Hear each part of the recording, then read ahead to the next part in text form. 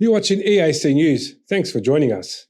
The French and German ambassadors to Cambodia have asked Cambodia to actively participate in internal movement to support Ukraine and condemns Russia's aggression against the country.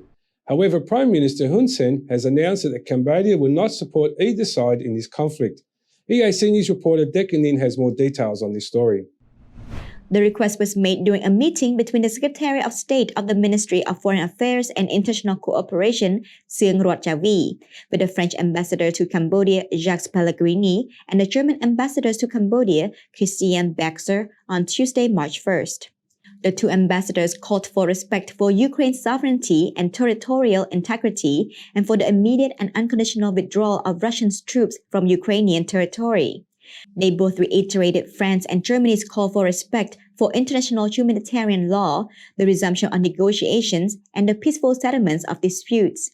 In addition, the French and German ambassadors requested that Cambodia not only vote in favor of a resolution that is being submitted to the UN Extraordinary Session of the UN General Assembly, but to also be the initiator of this resolution with other countries as well.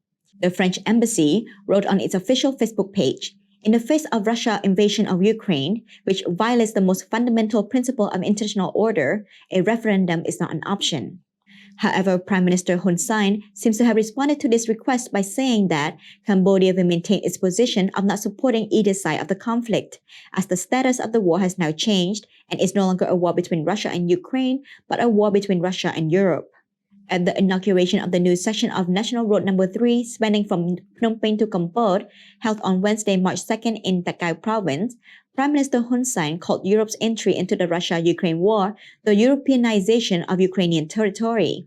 Because of this, he said it was difficult for Cambodia to maintain its position on the war, and thus told the international community not to force Cambodia to support any one side.